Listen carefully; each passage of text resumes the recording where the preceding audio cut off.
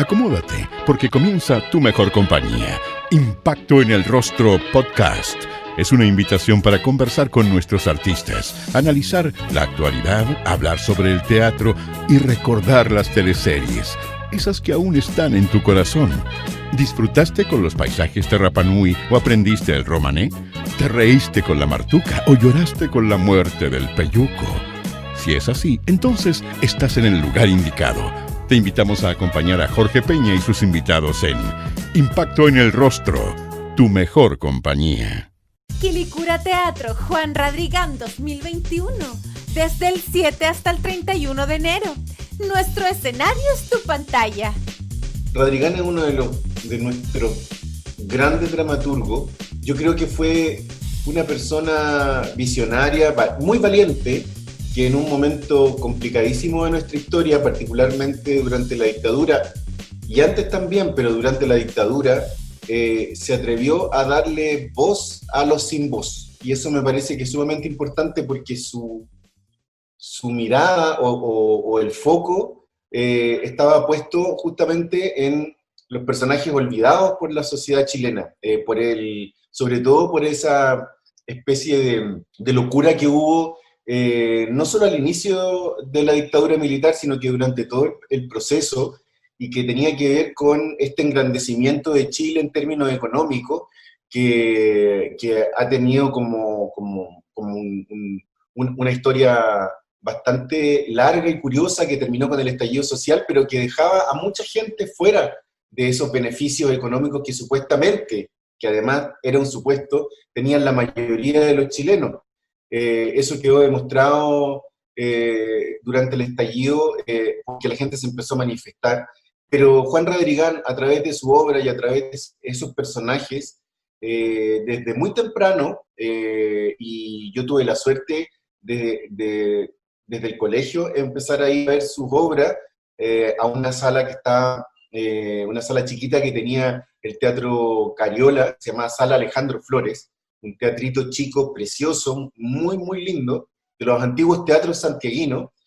Ahí se presentaba su compañía, la compañía El Telón, una compañía emblemática de esos años, y a mí me llamó mucho la atención porque no había mirado nunca, y no me había detenido nunca en esa realidad, no porque fuese lejana a mí, sino que porque había, además del desgarro de en esas palabras, además del desgarro que tenían, había una poesía que a mí en lo personal me pareció súper interesante y se convertía en una obra muy bella, pero al mismo tiempo muy fuerte en términos de lo que denunciaba.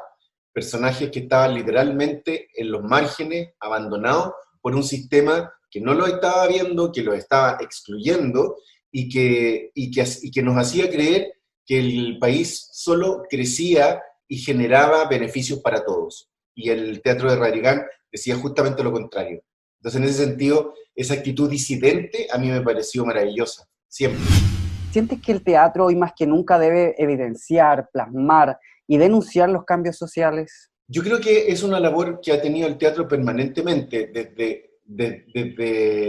que conocemos los griegos y de ahí en adelante, se han preocupado de denunciar, de ver, de mirar los cambios sociales, y creo que el teatro contemporáneo lo que ha hecho es quizás hacer un foco también en lo que ocurre en la intimidad de los personajes, que eso creo que me parece sumamente interesante, no solo en los grandes movimientos sociales, en los grandes cambios que se están generando, que me parece que el teatro en ese sentido ha tenido siempre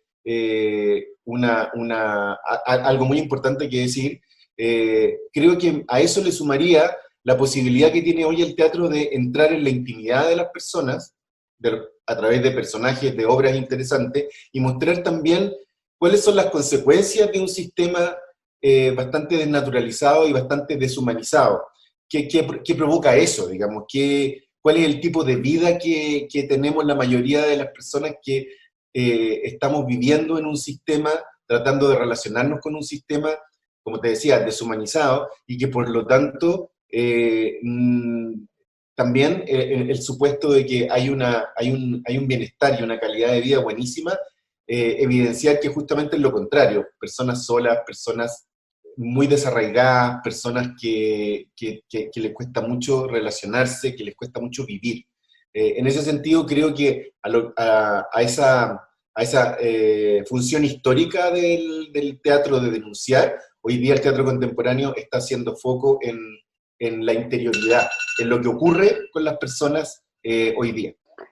Tú dirigiste en el año 2013 un texto de Juan Radrigán, Bailando Sí. para Ojos Muertos, en el Teatro La Palabra. ¿Cómo fue esta experiencia, Víctor? Fue una súper buena experiencia porque yo conocí a don Juan, bueno, hace mucho tiempo antes, y siempre tuve ganas de montar una obra y me gustó mucho cuando él, entre muchas opciones, y porque él estuvo barajando varios directores que finalmente no pudieron hacerla, él pensó en mí, me entregó la obra y fue muy, muy bonito gesto. Que me entregara la obra, que confiara y que tuviésemos el contacto que no siempre se da entre el director y el autor para poder hablar de cuáles eran sus motivaciones, de por qué él por primera vez escribía una obra en donde hablaba del tema de la homosexualidad en una familia tradicional, por qué primera vez él también mostraba una familia burguesa, algo que no es habitual en su teatro o que no ha sido habitual en toda su dramaturgia. ¿Por qué razón él se adentraba en ese tema de la forma en que lo hizo también, que me pareció muy sensible? En el momento hubo comentarios que me parecieron un poco injustos, que tenía que ver con decir que como que llegaba tarde a mostrar el tema de la manera en que lo mostraba. Y yo estoy completamente en desacuerdo con eso, puesto que el tema habría que inscribirlo en la obra de Radrigán. O sea, habría que pensar por qué Radrigán, siendo quien es, se atreve en ese momento de su vida a hablar de ese tema. No estoy de acuerdo con que necesariamente los autores tengan que hablar de ciertos temas en el momento en que esos temas están como en la palestra o son, entre comillas, parte de la agenda, sino que simplemente es parte de su obra. Y creo que en ese sentido fue muy valiente de su parte enfrentar ese tema y hablar de ese tema de la manera en que lo hizo. Quilicura Teatro celebra este año su versión número 31, con una programación que, a diferencia de otros festivales municipales, apuesta por un contenido profundo y que invitan a la reflexión. ¿Qué te parece que en una comuna que no se encuentra en el centro de Santiago ofrezca para sus habitantes, y hoy en día producto de la pandemia, para todo Chile, ¿cierto?, porque es 100% digital, este tipo de oferta cultural? A mí me parece que es fundamental y que debería ser una iniciativa que tendría que ser imitada por muchos otros municipios. A mí me parece que es fundamental porque pareciera que el teatro está muy cerca de la gente y pareciera que hay muy fácil acceso al teatro, y eso no es así. Entonces, en ese sentido, estas iniciativas que acercan el teatro a la gente, sobre todo cuando me parece interesante el énfasis que pone también por tratarse de una comuna que está alejada del centro. Quilicura tiene esta tradición de este festival que convoca muchísimo, que sus habitantes esperan, y que provoca además algo muy interesante por el fenómeno. Yo he estado de público, he ido muchas veces, y me parece que es súper efervescente lo que genera. Que justamente el teatro y los contenidos que se transmiten movilizan idea, reflexión, y eso me parece que hoy en día es fundamental. Entonces, sin duda, me parece y lo digital hoy, producto de la pandemia, y el alcance que eso tiene, me parece maravilloso, y espero que eso genere que otras comunas, que probablemente podrían reacomodar sus recursos, porque siempre se habla de los recursos para poder generar esta situación, pero si una comuna como Quilicura, que no es de las comunas más ricas de Chile, obviamente, tiene una iniciativa sostenida en el tiempo como esta, ¿por qué razón otras, que incluso son objetivamente comunas con más recursos, no podrían hacerlo? Espero que sea una iniciativa que se multiplique, y el ejemplo está aquí, y es un ejemplo maravilloso. ¿Qué te parece el poco apoyo de parte del ministerio para sostener los teatros? Me parece dramático, y quizá puede ser un término que se asocie a lo teatral, digamos, pero me parece dramático en el sentido hay algo de tristeza, hay algo de amargura cuando lo digo, porque yo creo que uno habría esperado en los momentos más duros de la pandemia que un ministerio como el de la cultura, las artes y el patrimonio estuviese más cerca de artistas, que se hubiese preocupado más directamente de la situación y que hubiese generado a través de un accionar político, porque obviamente eso habría tenido que significar una intervención, debería haber significado una intervención política de parte de, en este caso, la ministra, para ir en ayuda, no solamente a través de un fondo concursable, que a mí me pareció una muy mala idea, sin duda benefició a gente, pero me pareció una muy mala idea tener que, en esas condiciones, concursar para poder obtener ayuda, y creo que en ese sentido ha tenido y sigue teniendo, lamentablemente, porque no han habido gestos lo suficientemente significativos, porque no olvidemos que estamos lamentablemente muy lejos de resolver la crisis sanitaria, de que se resuelva y de que concluya. Y en ese sentido sigue habiendo muchas personas, muchos artistas que no están trabajando, que no están pudiendo trabajar. Hay casos dramáticos, acabo de leer una carta de personas entre las que está Alfredo Castro y los artistas, los destacados artistas que trabajan con él, personas de Providencia que están pidiendo desesperadamente ayuda, porque obviamente los teatros, al no poder funcionar y al no poder tener ningún ingreso, están destinados a desaparecer. Es absolutamente imperioso que eso se revierta, y yo creo que a pesar de lo mucho del tiempo que ha pasado, sin que haya habido ayudas contundentes y definitivas, nunca es tarde. A pesar de que gremialmente hemos tenido una actitud muy crítica y vamos a seguir teniéndola hacia la ministra, creo que nunca es tarde para que ella revierta esa actitud y esa actitud pasiva frente a lo que está ocurriendo y verdaderamente nos ayude. Creo que es difícil que ocurra, pero yo pienso que en algún momento va a primar la cordura porque lamentablemente la situación está muy lejos de resolverse. A mí me pareció súper interesante un discurso de Angela Merkel con respecto a la cultura y a la importancia de la cultura en Alemania. ¿Por qué es importante para un país grande con una tradición cultural tan potente como Alemania la cultura? Es evidente, es parte de su grandeza, es parte de su poderío, digamos, o sea, tener armas, tener ejércitos bien armados, a propósito de una ley del cobre, por ejemplo, a mí no me parece que nos haya hecho un país destacado hasta el momento. Nadie nos ha destacado por eso, y a mí me sorprende mucho que aún así, de la recuperación de la democracia hasta ahora, con gobiernos de distintas tendencias políticas, aún así no se haya logrado un consenso y un acuerdo para darle a la cultura el lugar que le corresponde. ¿Que le corresponde para qué? Justamente para que el país crezca equitativamente. La cultura genera no solo trabajo y no solo también aporta al PIB, o sea, eso es evidente en todos los países, la cultura, en términos generales, aporta. A mí me sorprende mucho que no se entienda un aporte que quizás es menos tangible y que tiene que ver, o sea, menos tangible, pero mucho más importante, y que tiene que ver con lo que genera en las personas, con cómo podemos hacer que el país crezca reflexionando, crezca teniendo una actitud crítica frente a lo que ocurre. Es curioso, se ve eso como una amenaza y no como un aporte. Justamente yo creo lo contrario, y creo que tengo mucha fe en que el proceso constituyente va a generar un cambio en ese sentido. Es un cambio que a lo mejor va a ser a largo plazo, pero es un cambio que creo va a beneficiarnos profundamente, porque de una vez por todas la cultura tiene que tener, en un país como el nuestro, que tiene además una tradición cultural muy importante, que se ha mantenido gracias a la tenacidad de los artistas, tiene que tener un lugar importante, tiene que ser considerado a la hora de la discusión presupuestaria, por ejemplo. Tiene que haber más aporte, tiene que haber más actividad. Eso solo va a significar avance. Retroceso, ninguno.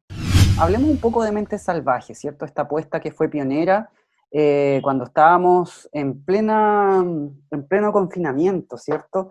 ¿Cómo viviste esta experiencia? Y luego de Mente Salvaje salieron algunas voces, ¿cierto? Que dijeron, bueno, esto no es teatro, no es teatro, ¿cierto? ¿Qué te pareció ese debate que se levantó luego de Mente Salvaje?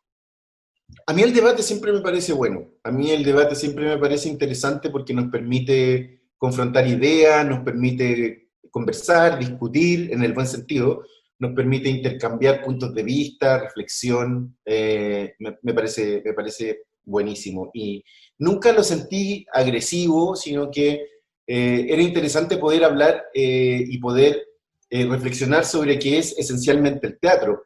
En lo personal, yo tenía un proyecto presentado al GAM que se realizaba y que comenzábamos a ensayar en marzo con las 3 actrices que formaron parte del elenco de Mente Salvaje, Paulina Urrutia, Natalia Valdebenito y Francisca Gavilán. Era una obra obviamente presencial, y esa obra se suspendió hasta nuevo aviso. Ahora tenemos fecha para octubre del 2021, si las condiciones sanitarias lo permiten, para poder estrenar ese proyecto, y nos quedamos sin proyecto y nos quedamos obviamente sin trabajo también.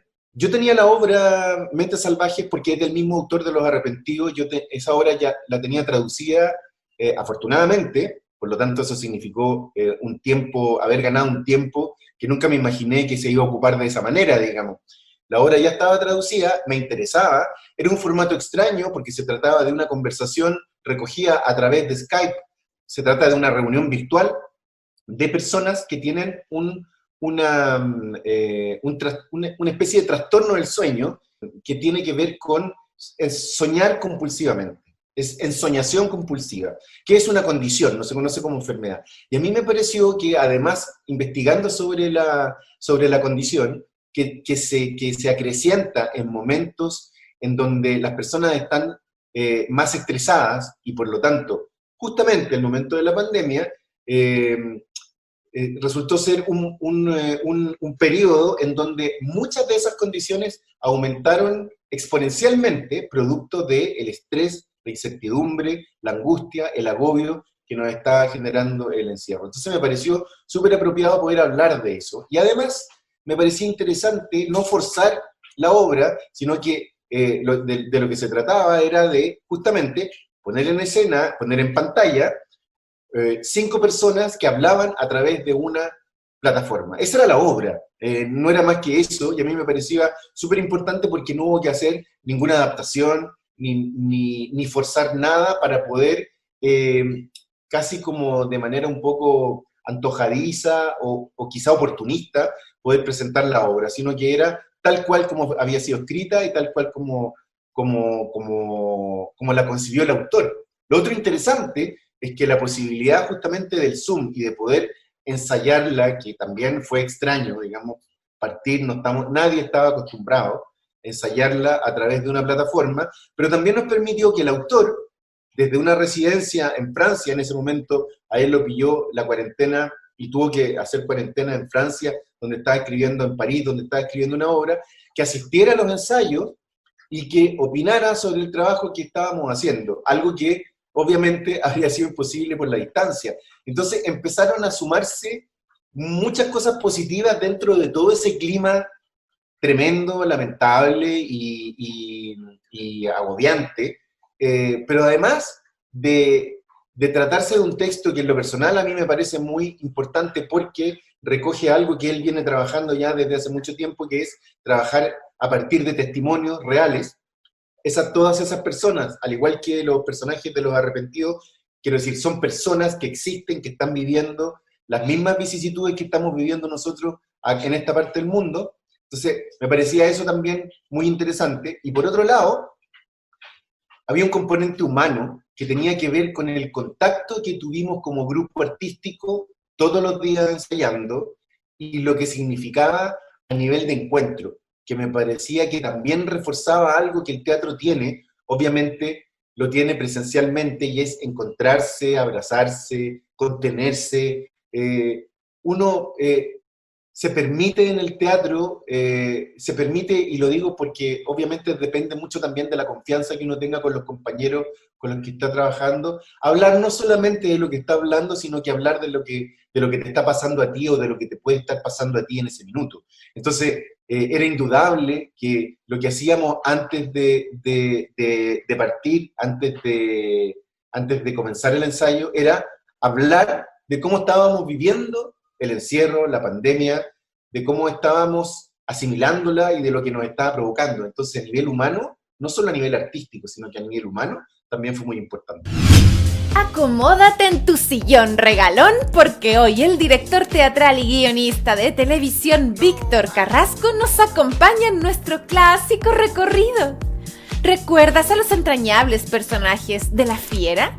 ¿O a los conflictos sociales presentes en Pampa Ilusión? ¿O quizás recuerdas a El Circo de las Montini, las risas que te causaba la mamita grande? De todo esto y más vamos a conversar con el destacado autor.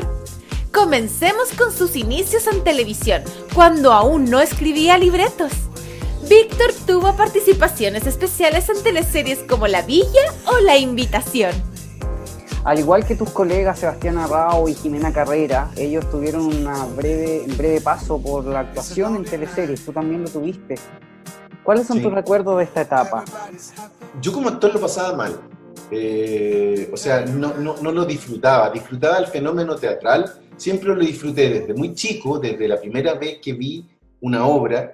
Afortunadamente tuve acceso desde chico a ver obras de teatro, entonces siempre me maravilló la totalidad, lo que veía. O sea, pero claro, en el momento en que yo estudié, tengo 56 años, en el momento en que yo estudié teatro o entré a la escuela de teatro, la única posibilidad que yo tenía era ser actor. En ese momento costaba mucho más llegar, pero sin duda había ocurrido, llegar como a través de otro camino, digamos. Entonces, a mí me agobiaba muchísimo. De hecho, no terminé la escuela, a mí me agobiaba muchísimo porque no disfrutaba el ser actor, no disfrutaba, hay muchas cosas que eran incómodas, pero particularmente eso. Pero en el momento en donde se dio una posibilidad para actuar en una teleserie, hice un casting como hacen todos los actores, y quedé haciendo personajes que en ese momento, claro, estamos hablando de una época, o sea, hace muchos años atrás, 35 quizá, no recuerdo exactamente, en donde las teleseries tenían muchísimos personajes. O sea, en mi época como guionista, las teleseries podían llegar a tener 30 personajes, en ese momento las teleseries tenían más de 40 personajes. A mí me tocaban en ese momento, porque era muy joven, además me veía mucho más joven todavía, me tocaba ser el hijo tenía pocos capítulos. Lo que yo más disfrutaba, y ahí sí que lo pasaba muy bien, era conversando con los actores. Conocí a Lucy Salgado, de quien podría decir que, con mucho orgullo, de quien fui cercano, porque hablaba mucho con ella. Todos saben, y suena como un lugar común, las largas esperas que hay que tener entre escena y escena, cuando no eres protagonista, y te toca una citación de una escena en la mañana, y una escena al final de la tarde, y tienes que quedarte ahí. Conversar con la Lucy, que era una mujer increíble, divertida, me contaba una cantidad de anécdotas del teatro, de su experiencia como actriz en el teatro. El Lucho Alarcón, que en una teleserie fue mi papá, entonces nos quedamos sentados en el set y me empezaba a hablar de su experiencia en el teatro, pero particularmente en el cine. José Sosa, en fin, o sea, había una cantidad de actores con las que yo, cabro chico, metido y bueno para hablar, me acercaba y nos poníamos a conversar. Eso fue muy enriquecedor. O sea, eso es lo que yo valoro. Ahora, cuando me llamaban y tenía que ir al set, lo pasaba mal, muy mal. Me ponía muy nervioso, sentía que lo hacía pésimo. Ahora, cuando de repente aparecen esas imágenes, las miro y digo, bueno, aparte que digo, Dios mío, cómo ha pasado el tiempo, por los chicos que me veo ahí, recuerdo lo mal que lo pasaba en ese minuto puntual, en donde decían acción, y yo veía la luz roja que se encendía en la cámara, y lo nervioso que me ponía, pero de verdad, físicamente muy nervioso. Pero después venía todo lo otro, que prácticamente era más tiempo conversando, más tiempo riéndome y más tiempo escuchando de esas experiencias maravillosas. Yo creo que eso es algo que hay que mantener siempre muy presente.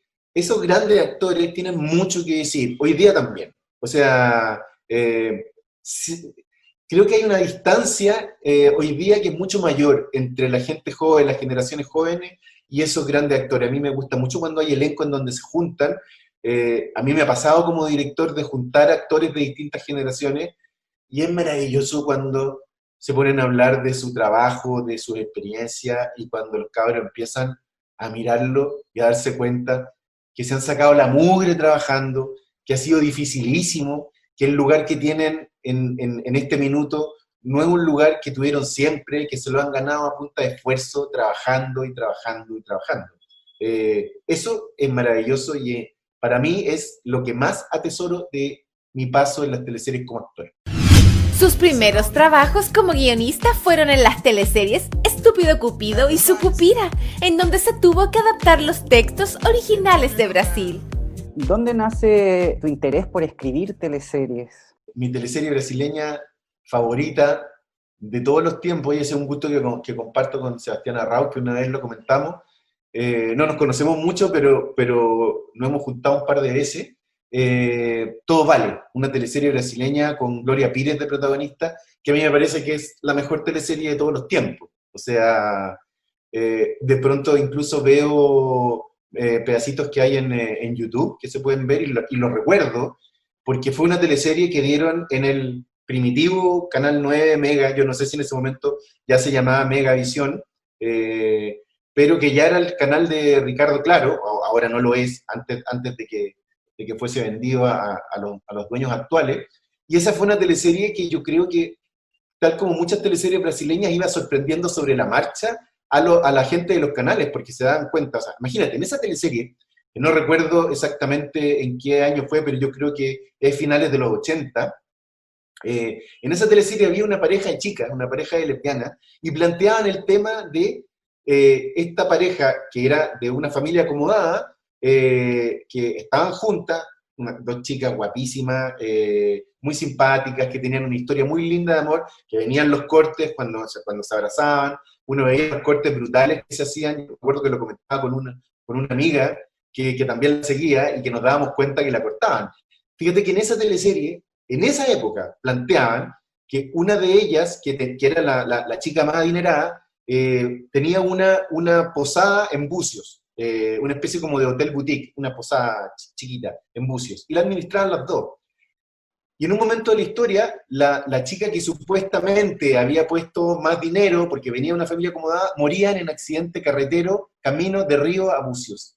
Y la familia le quitaba todo a la otra, a la otra chica.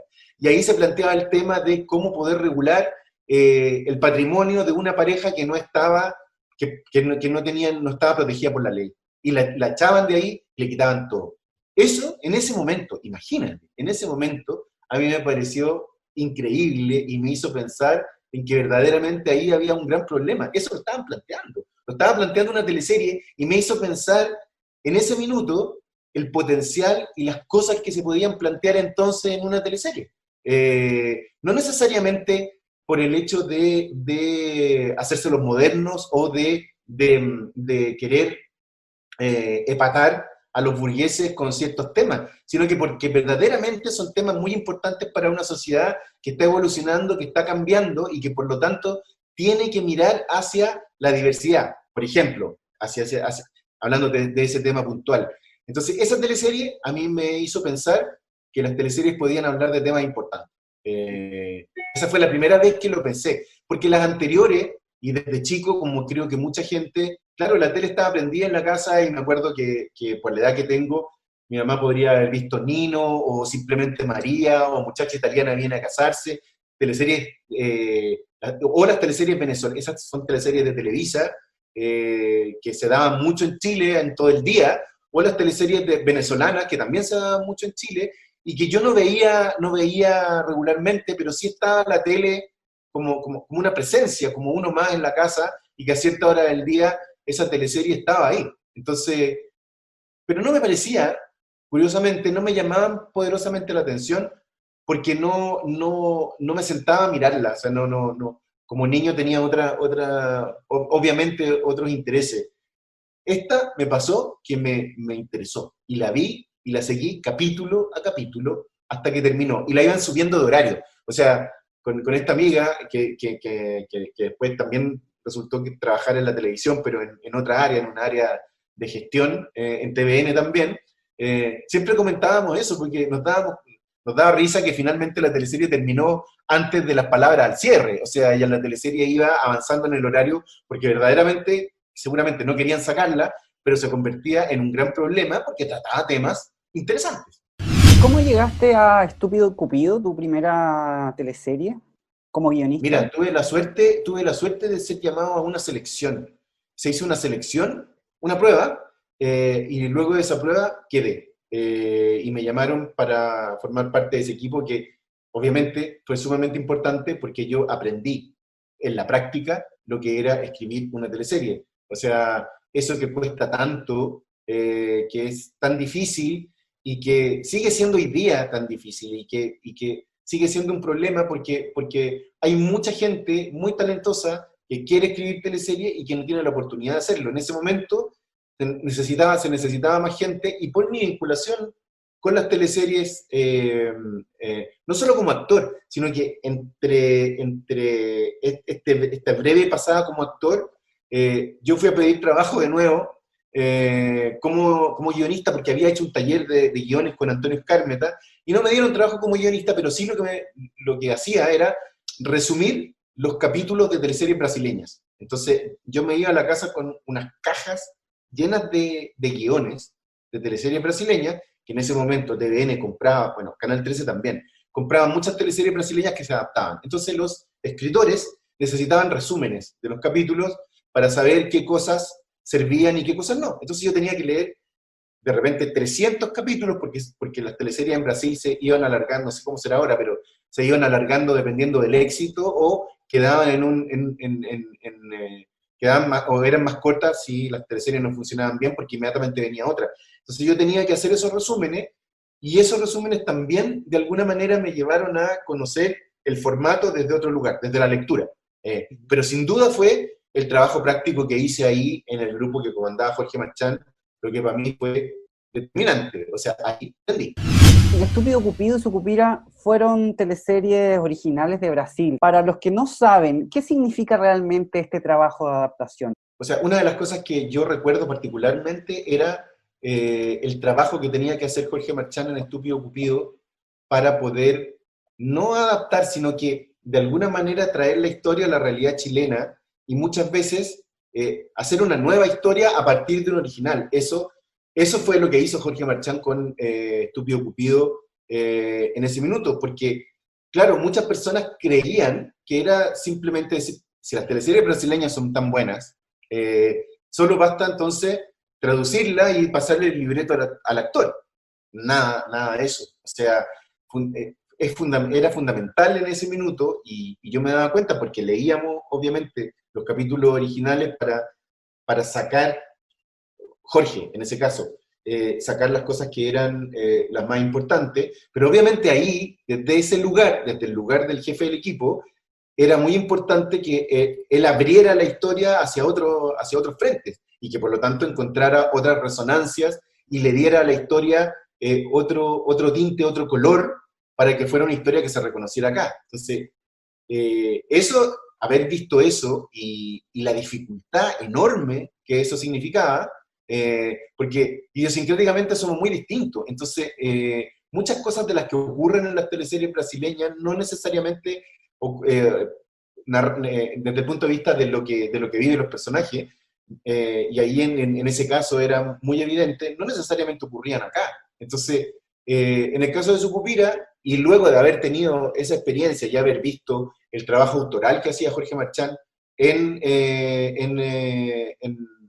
Estúpido Cupido, que decir adaptador, claro, suena casi como quizá a lo mejor para muchas personas puede sonar como un trabajo fácil. Todo lo contrario, era un trabajo sumamente difícil y muy complejo.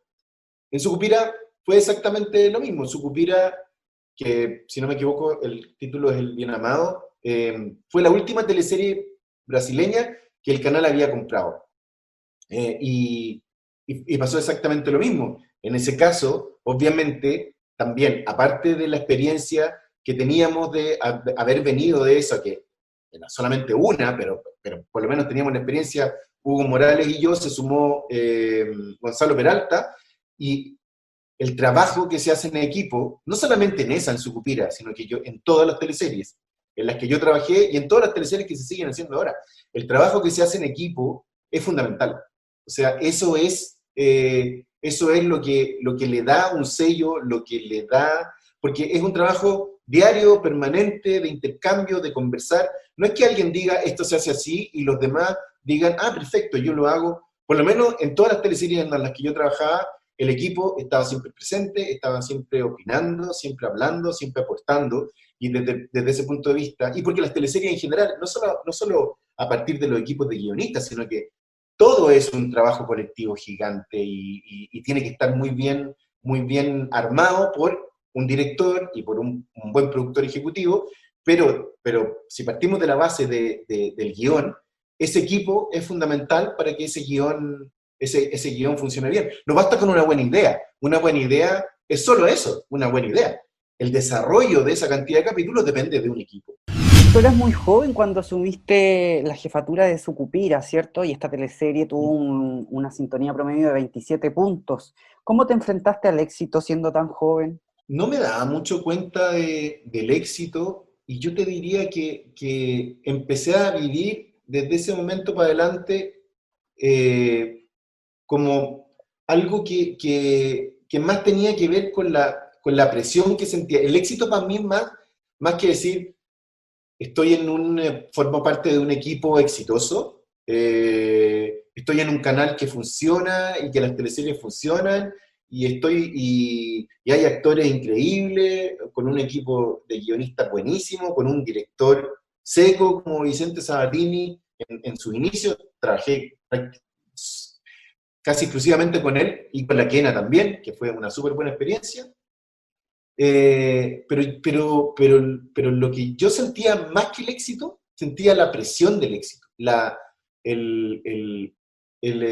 exigencia, y la exigencia siempre fue muy grande, y yo te diría que con esa exigencia no me llevé muy bien. O sea, me costaba mucho, me agobiaba mucho, mi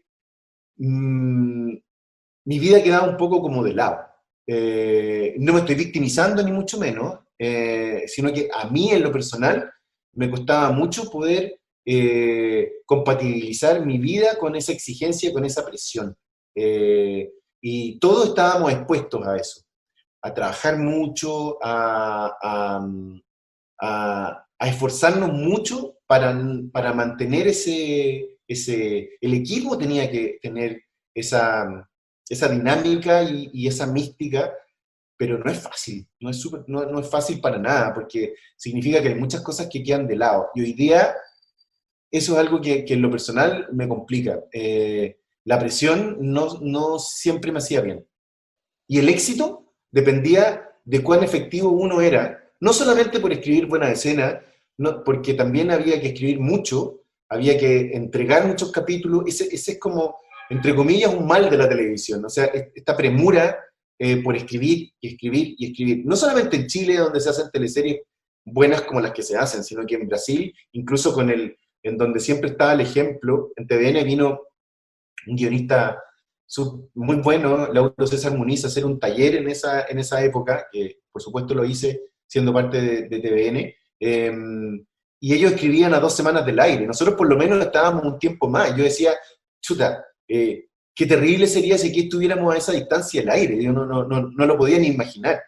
Entonces, el éxito, y cerrando lo que tú me estás preguntando, el éxito lo sentía en la presión que significaba hacerlo.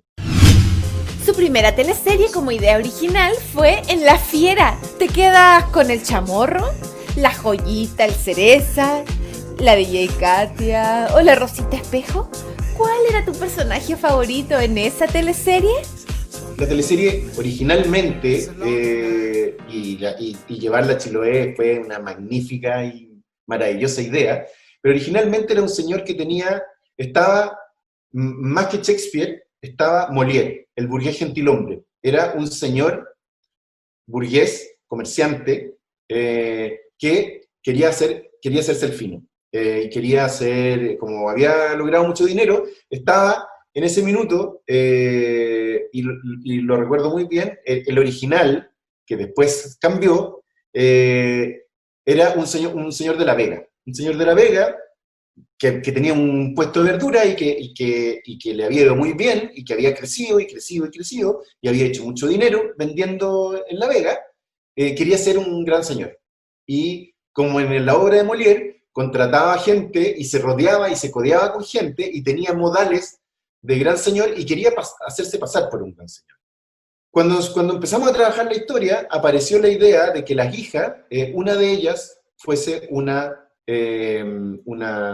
mujer indomable, una mujer, y en ese sentido, creo que también en ese minuto lo que significó adecuar la historia, porque las hijas estaban en el original, pero introducir ese elemento y potenciar esa hija, con la importancia además que tienen en las teleseries siempre los protagonistas, o sea, en Chile, en Brasil, en México, las figuras son muy importantes a la hora de desarrollar un proyecto. O sea, proyectos casi se hacen en torno a una figura. No quiero decir que esta teleserie se la haya escrito a la Claudia Girolamo, que por lo demás es una de nuestras grandes actrices, con la que yo además he tenido la suerte de trabajar en el teatro, y es una tremenda, tremenda actriz.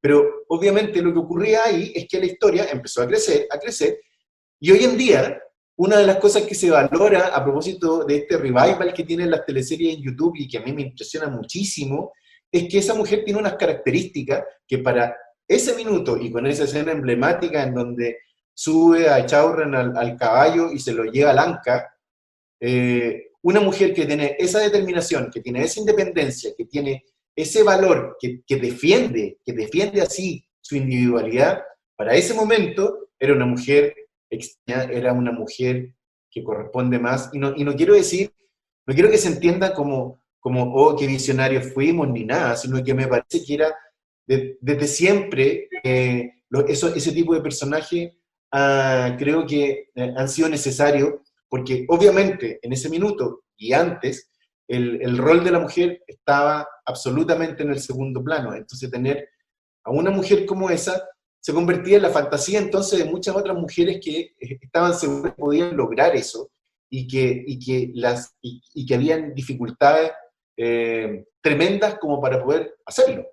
Entonces, otra vez, un equipo de guionistas fantástico, donde estaba Cabrera, Alejandro, Larisa Contreras, René Arco, un guionista lamentablemente fallecido, y yo, logramos darle también como equipo y sumarnos al trabajo de un maravilloso equipo de actores y de producción, y nuevamente la realización de Vicente. Se generaba había una sincronía ahí, había una sinergia tan grande que era muy, muy potente, muy interesante. Y yo creo que esa idea de traer historias teatrales, que los brasileños han hecho muchísimo también, que los ingleses a través de sus series también han hecho, a mí me parece, en lo personal, satisfacía además un deseo que tenía de nunca dejar de lado el teatro, porque además, con mucha dificultad, pero lo hacía, y porque era más joven, obviamente, luego de escribir durante muchas horas en el día, en la noche estaba ensayando teatro, y era una manera muy gozosa también de poder, a pesar de la presión que siempre existió, la que mencionaba antes, que siempre existía, ir contra el tiempo, estar un poquito agobiado por los tiempos, lo que significa que a veces uno sufría un poco porque sentía que descuidaba ciertas cosas por la premura, pero estar apoyado por un equipo como el que existía en ese minuto, y con una historia de esas características, era simplemente un placer. O sea, era muy entretenido. Víctor, en la pasada franja del plebiscito, la Fiera estuvo súper presente con estos personajes, ¿cierto?, que revivieron algunos actores. Estuvo Alfredo Castro con su recordado Ernesto, estuvo Amparo Noguera con Rosita Espejo, también estuvo Tamara Costa con DJ Katia. ¿Cómo fue para ti verlos en el presente? Sabes que yo lo disfruto mucho. A mí me pasa es que de repente con todo lo que te mencionaba antes, con todo el revival de las teleseries en YouTube, y cuando los vi en la franja, aparte de que son muy divertidos y eso que el derroche y DJ Katia y la Rosita, y todas las cosas que quedaron, y todas las cosas que recuerdan, y toda la gente, y todas las cosas que hoy día la gente valora, a mí me provoca, me provoca una especie de satisfacción, pero que tiene que ver con algo que fue hecho hace tiempo, o sea, que tiene un valor también porque fue hecho en un momento importante. Hoy día lo miro con distancia igual. Siento que ahora ya es de la gente y eso, hasta yo mismo soy un espectador de lo que veo porque hay muchas cosas que obviamente no recuerdo y que al verlas no es que las vea de nuevo, sino que casi las estoy viendo por primera vez y las disfruto y me parece interesante que eso ocurra, pero no lo vivo como muy en el presente ni tampoco como muy desde el ego diciendo yo estuve ahí, yo fui parte de eso. Sí, hay orgullo por el trabajo que hicimos, pero también por lo teatral, y creo que eso ha ido cambiando en mí con el paso del tiempo y con los años, la vejez y la reflexión y todo lo demás. Eso es un orgullo colectivo, es un trabajo, los actores aportaban muchísimo también, sin duda, siempre. Entonces era algo que se construía sumando partes y sumando talentos e intereses. Entonces, lo veo desde ahí. No desde, no, y te lo digo muy sinceramente, no desde yo hice eso, yo lo escribí, porque yo fui parte de eso. ¿Te hubiese gustado escribir una escena en donde los protagonistas se dieran un beso en la escena final? Siempre quise escribir la escena del beso final. Y siempre lo discutíamos con Vicente. Él tenía la idea de dejar eso como suspendido, pero fíjate que la otra vez alguien me comentó a propósito de las características de algo que se lee hoy día. En ese minuto yo no lo leía así, pero me llamó la atención porque, bueno, las cosas tienen una reinterpretación, las obras tienen una reinterpretación, y yo creo que La Fiera hoy tiene una reinterpretación, y hoy se mira a Catalina Chamorro desde una perspectiva feminista, y eso me parece fantástico. Hoy día se lee de otra manera, se lee, ella va a dar ese beso cuando ella lo estime conveniente, ella va a tomar esa iniciativa cuando ella lo estime conveniente, y ese momento no lo vamos a ver, ese momento va a quedar, o sea, va a ocurrir en la fantasía de los espectadores. En esos tiempos en donde uno quería como cerrar la historia, o yo quería como cerrar la historia, claro, discutíamos sobre eso, pero me parece más interesante la visión actual, fíjate, y por eso te digo que no me conecto con eso, ni reclamo contra eso, ni me parece que, ni tampoco recuerdo o sea, no te las podría decir, las dificultades que tuve, pero sí hubo dificultades de repente para poder entenderse, porque veo hoy día y visto desde hoy, leyendo los comentarios que genera hoy, me parece súper interesante y soy como un lector más, soy como un televidente más, uno más que está mirando y que se entretiene con eso que hoy día tiene otra lectura completamente distinta. Sobre todo porque ha pasado mucho tiempo. Entonces, como que las disfruto desde ese lugar. Lo único que me gustaría, y que no tiene nada que ver con Alfredo Castro, la Tamara Costa, la Amparo Noguera, y la Claudia y Vicente, es que creo que nosotros, como guionistas, deberíamos recibir un porcentaje de lo que gana, lo que siguen ganando las teleseries, porque muchas de esas teleseries que se están retransmitiendo por YouTube tienen muchos avisadores, y eso significa dinero. Nosotros no estamos en esa cadena como guionistas. Y eso me parece injusto, y eso me da un poquito de rabia, porque creo que es justo eso, así de simple y de concreto. Y perdón la redundancia, pero me parece que debería ocurrir. Eso es lo único que pienso cuando las veo, pero más las disfruto que conectarme con que, pucha, me están perjudicando, no sé qué. No tengo no tengo una relación,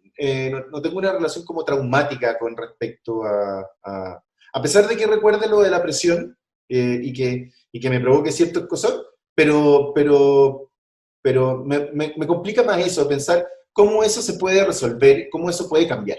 Porque los actores lo han logrado gracias a una organización fantástica que se llama Chile Actores, y que los defiende y que los representa de la mejor manera. Nosotros todavía no hemos logrado eso. Espero que alguna vez más adelante se logre, porque me parece que debe ser así. En el 2001 se hace cargo de Pampa Ilusión, catalogada por la crítica como la mejor de la época de oro de las teleseries chilenas. ¿La razón? Su componente social en una historia que retrataba la plena lucha de clases ocurrida entre la burguesía y el proletariado en la oficina salitrera Humberstone. Vicente Sabatini fue uno de nuestros primeros invitados al podcast, y él nos contó que él considera a Pampa Ilusión como uno de sus mejores trabajos. Recordemos que esta historia ponía en el tapete la explotación laboral, la discriminación, la prostitución, el racismo, el clasismo, el machismo, ¿cierto? Sobre todo en su protagonista, interpretado por Héctor Noguera. ¿Crees que esta producción de época fue el punto alto de todo este periodo, de esta época de oro?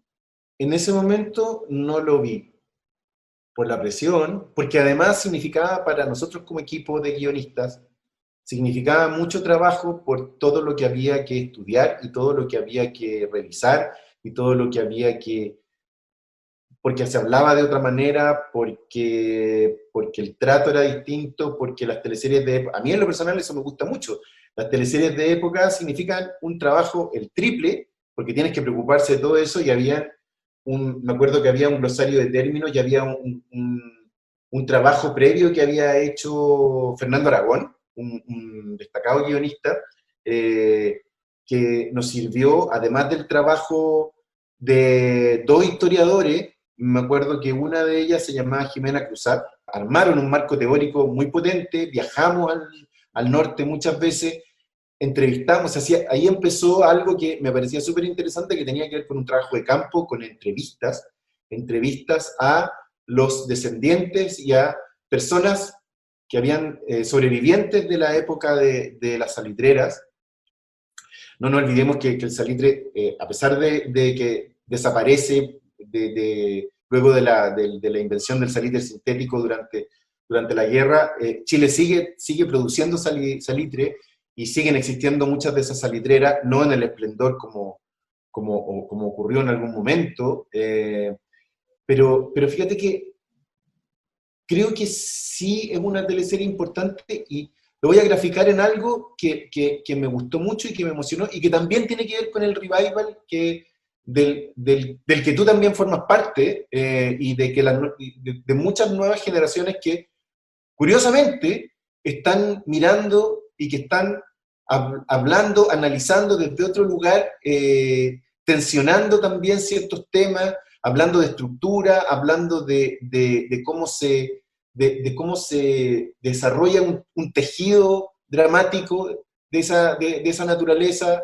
y que me parece muy interesante, porque no es una mirada, no es una mirada de fan, así de yo sigo a este actor o a esta actriz porque, no sé, porque me gusta, no sé, porque tengo una fantasía, sino que hay otra mirada, que es una mirada como más técnica, y eso me fascina. O sea, eso lo encuentro súper interesante, porque los análisis son muy amplios y muy profundos, y hay una necesidad de hablar y de estudiar ese fenómeno de ese momento, de esa época.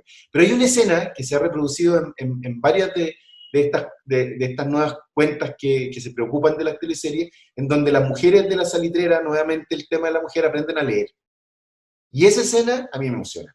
Esa escena me parece maravillosa, me parece preciosa, y me parece que de alguna manera también resume el trabajo en equipo que se hizo de escritura, que, insisto, no tiene que ver solamente con una buena idea de hacer una teleserie de esas características, con eso que mencionaste tú al comienzo, con ese tipo de personaje en una salitrera en el norte, y todo lo épico que significó para la producción armar eso allá y trabajar allá, sino que esa escena a mí me parece, vista hoy, me parece una gran escena, una escena maravillosa, una escena que dice mucho, una escena que tiene múltiples lecturas y una escena que tiene un alcance tremendo, incluso hoy en día. Entonces, qué lindo poder volver a vivir eso que en su momento no nos dábamos mucho cuenta. Insisto, por el tema de la presión, por el tema de más capítulos, más capítulos, más capítulos, complejo, pero eso solo lo logra un buen equipo de guionistas. Solo lo logra un equipo afiatado, interesado, estudioso. No hay otra fórmula. Víctor, recordemos que esta escena que menciona, hay un paso de tiempo, ¿cierto? Las mujeres Sí, aprenden sí. a leer y en su examen final, el personaje de Jimena Rivas, que era una prostituta, lee un texto Sí. feminista. Sí. Ese es como Sí, el final de la secuencia. porque hubo una bonita, un bonito encuentro, una historiadora que trabajó conmigo más en el día a día. Perdona, no me preparé, debería haber traído una lista de nombres para no ser injusto con esas personas maravillosas que nos ayudaban en el día a día. Ella, una historiadora que me habló de Belén de Zárraga, una feminista, que anduvo en el norte, concientizando, hablando del rol de la mujer, rebelándose contra el patriarcado. Belén de Zárraga es muy importante en el ideario feminista, y ella me habló de Belén de Zárraga, y Belén de Zárraga estuvo muy presente durante toda la escritura de la teleserie. Esos hallazgos eran maravillosos, y no solamente porque no ocurrían tan fortuitamente, sino que también había una muy buena disposición de parte de no solo el canal, sino que Vicente, la producción, bueno, y que nosotros pudiéramos proponer eso. Yo creo que eso era súper importante. Había un nivel de tolerancia, si tú quieres, muy amplio con respecto a no temerle a ideas, sino todo lo contrario, a lo importante que era. Y eso me parece que es un sello distintivo. Y concuerdo, Vicente se la jugaba mucho en cada toma. Es que ese grupo de actores también era muy importante. Todo lo que se pudo hacer en el teatro de Humberstone con la compañía de teatro, de nuevo ahí, juntando el teatro. Mucha de la gente que escribimos teleseries también estamos vinculadas de alguna u otra manera al teatro, entonces era muy lindo esas escenas. Me acuerdo que hay una escena también que se ha reproducido en donde no pueden aplaudir, porque estaban clandestinamente en el teatro viendo una obra que hablaba no recuerdo el nombre, pero que hablaba ¿Perdón? Del salitre y de las injusticias que Sí, se cometían ahí exactamente. en la salitrera. Una escena preciosa, Con pañuelos blancos, no aplaudían, pero pañuelo sacaban blanco, exactamente. Bonito, bonito. O sea, eso solo puedes verlo hoy día, solo significa placer y solo significa agradecimiento a haber formado parte, como uno más, de un equipo potente como los que hacían esas teleseries. Víctor, en Pampa Ilusión, la historia de amor central pasa a segundo plano y los conflictos sociales son los protagonistas.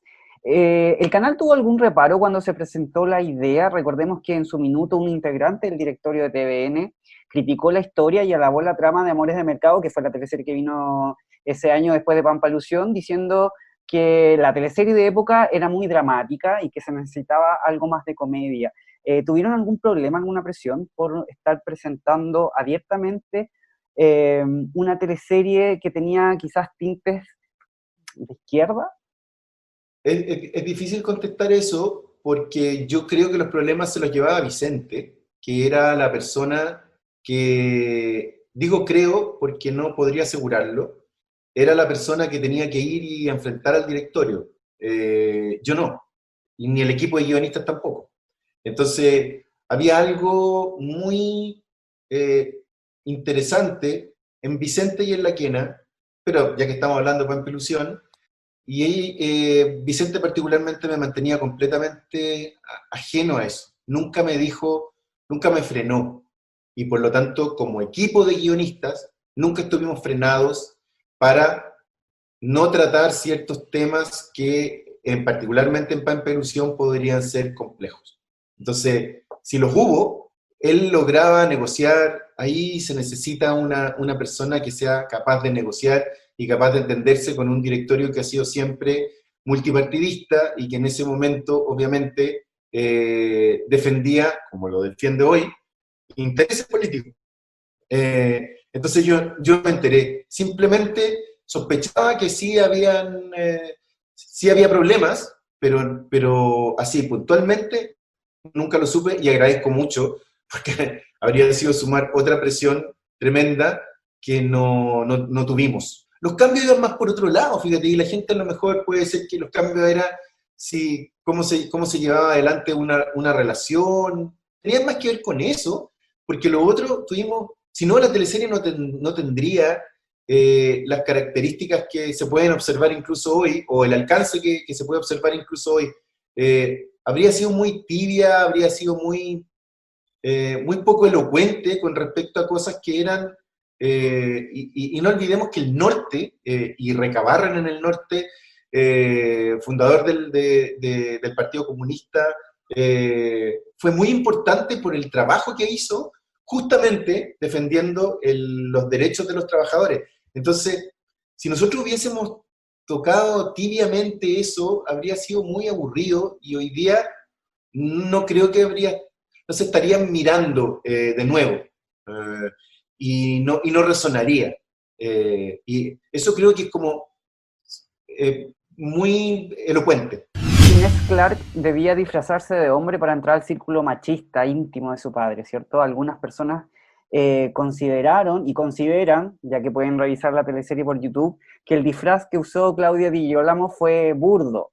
Pero sin embargo el trasfondo de la situación era potente, que las mujeres muchas veces deben comportarse como hombres para ser escuchadas.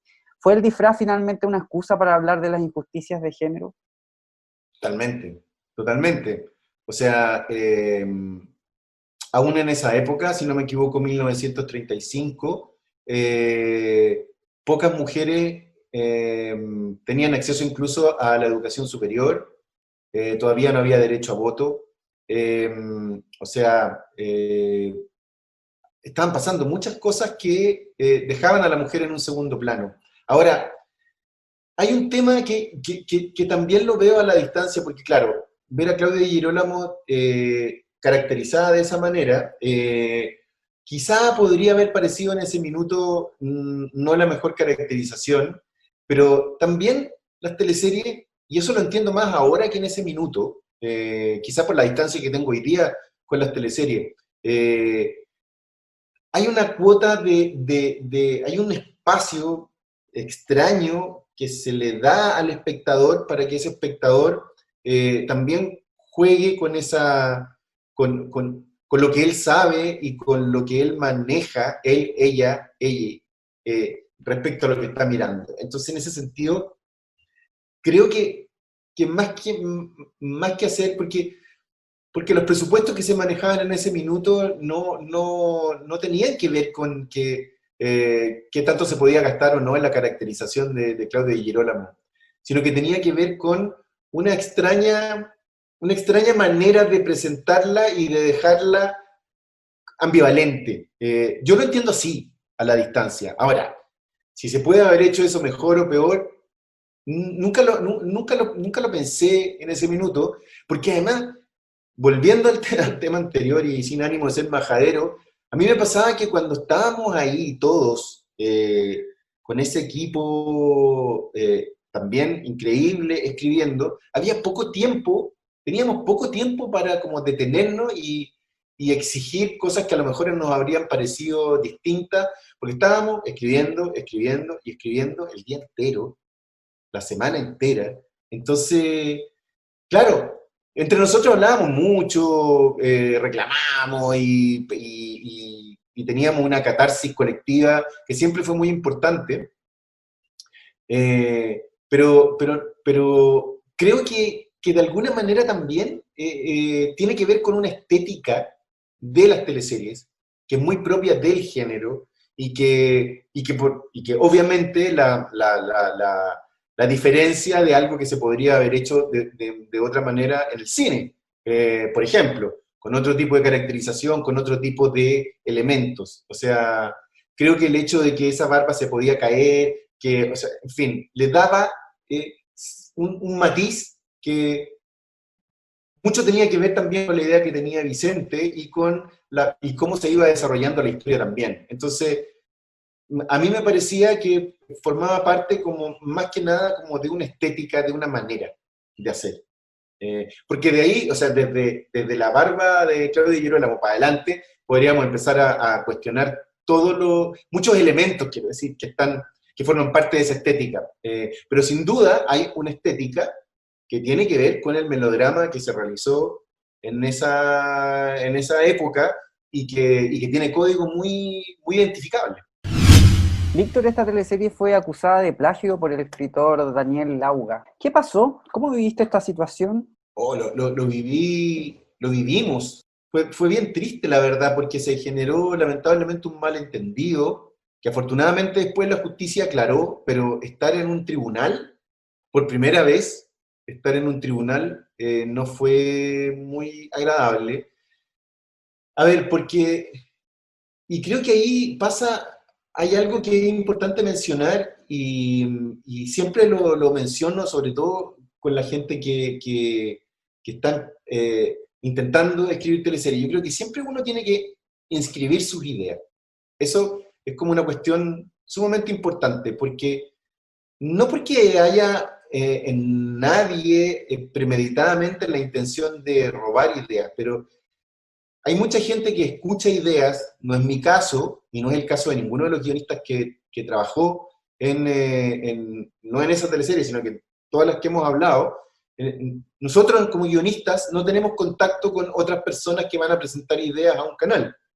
Lo que ocurrió puntualmente en esa oportunidad es que este señor presenta una idea sobre algo que ocurría en una salitrera.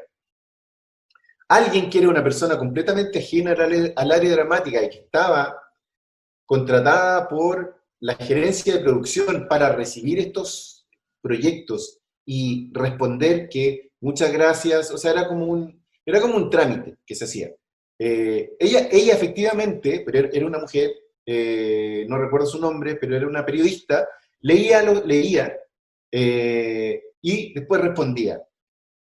Pero ella no tenía vinculación con lo que estaba pasando en el área dramática. Entonces, lo que hizo esta persona es que respondió, no, porque en ese momento el área dramática, y estamos hablando de momentos de mucha bonanza, tenía contratado a muchos guionistas, que teníamos contratos bastante extensos, que se renovaban año a año. Entonces, el área dramática de alguna manera se autoabastecía con los guionistas que estaban contratados, todos muy buenos guionistas que estaban contratados por el área dramática. Entonces, este otro departamento, alejado, recibió este proyecto y respondió que no le interesaba el tema y no le interesaba hacer una teleserie en la salitrera.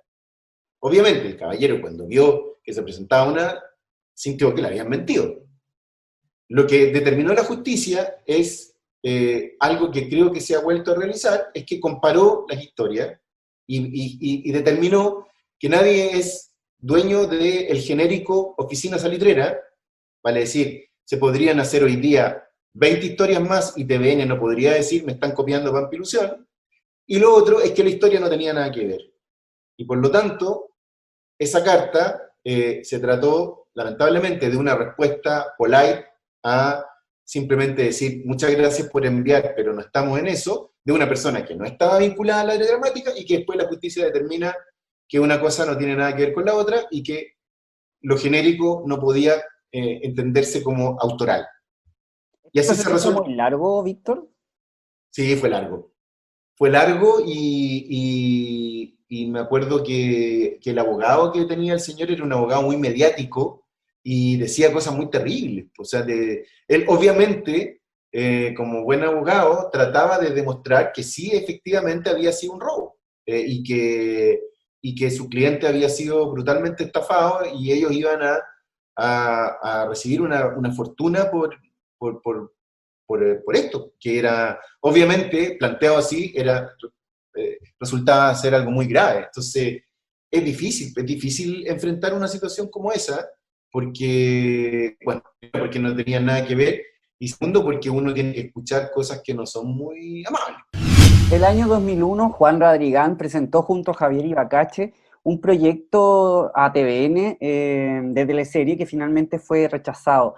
¿Alcanzaste a saber detalles de este proyecto y qué te pareció que finalmente Radrigán no llegara a las teleseries? A diferencia, por ejemplo, de Sergio Bodanovich, de Jorge Díaz y tantos Con otros Wolf. dramaturgos que llegaron a la televisión. No, yo no supe en su momento, lo supe mucho tiempo después, lo lamenté.